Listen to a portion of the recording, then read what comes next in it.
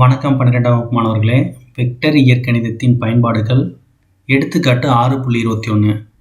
a, b, c, d என்பன ஏதேனும் 4 வெக்டர்கள் எனில் a cross b cross c cross d equal to box abd into c minus box abc into d equal to box acd into b minus box bcd into a. இது மூணுமே சமம்னு நம்ம நிரூபிக்கணும். So கணக்கில் கொடுத்துருக்கிறபடி பாருங்கள். எல்ஹெச்எஸ் பக்கம் இருக்கிறத நான் எடுத்துக்கிறேன். எல்ஹெச்எஸ் என்ன கொடுத்துருக்காங்க? A cross B cross C cross D இல்லையா? இதை ஃபஸ்ட்டு நம்ம நிரூபிக்க போகும்போது ஃபஸ்ட்டு என்ன நிரூபிக்க போகிறோம் அப்படின்னா, box A vector B vector D vector into C vector minus a vector b vector c vector box into d vector. First இந்த சமன்பாடை நம்ம நிரூபிக்க போகிறோம். இப்போ எல்ஹெச்எஸ் பக்கம் என்ன இருக்குது பாருங்கள். a vector cross b vector cross c vector cross d vector. இந்த ஃபார்மேட்டை நம்ம வெக்டர் முப்பெருக்கத்தின்படி இந்த ஃபஸ்ட்டு டேர்மை மட்டும் பி வெக்டர் அப்படின்னு வச்சுக்கிறேன். இன்ட்டு இது அப்படியே வச்சுக்குவோம். C vector cross D vector இது அப்படியே இருக்கட்டும். இதுக்கு ஃபார்முலா எழுதுனா என்ன எப்படி வரும்? வெக்டர் முப்பெருக்கத்தின்படி பி டாட் டி வெக்டர் இல்லையா? First B vector dot D vector into C vector minus அடுத்தது பி டாட் சின்னு வரும். B vector dot C vector into D vector. therefore formula படி இப்போ நம்ம எழுதிட்டோம். இப்போ பி வெக்டருக்கு பிறகு நம்ம என்ன எடுத்திருந்தோம்? B vector equal to A vector cross B vector அதானே எடுத்திருக்கோம். இப்போ ஃபார்முலா நம்ம சப்ஸ்டிட் பண்ணிடுவோம்.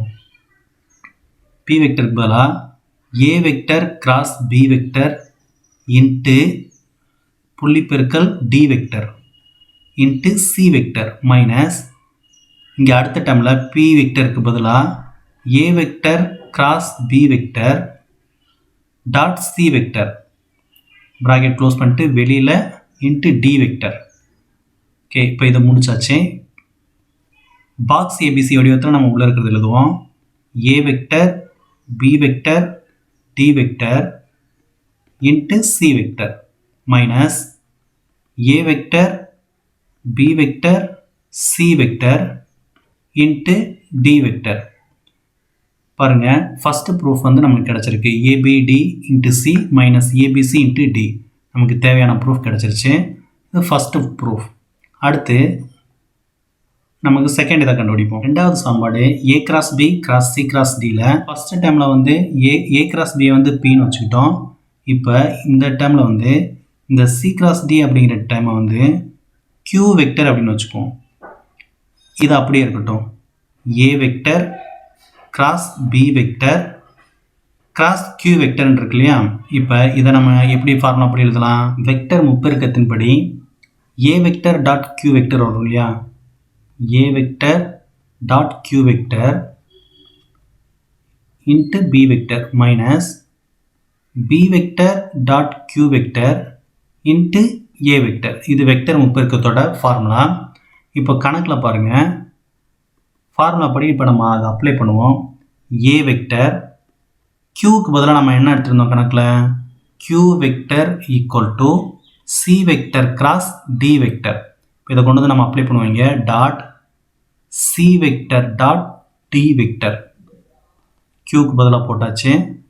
Into B vector minus B vector dot கியூக்கு பதிலாக C vector cross D vector போட்டாச்சு இன்ட்டு ஏ வெக்டர். இப்போ நம்ம இதெல்லாத்தையும் பாக்ஸ் ஏபிசி வடிவத்தில் எழுதும்போது A vector C vector D vector into B vector minus B vector C vector D vector into A vector.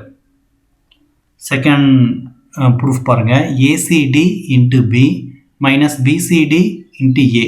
So நமக்கு தேவையான ப்ரூஃப் கிடச்சிருச்சு. இதுதான் நமக்கு தேவையான நிரூபணம்.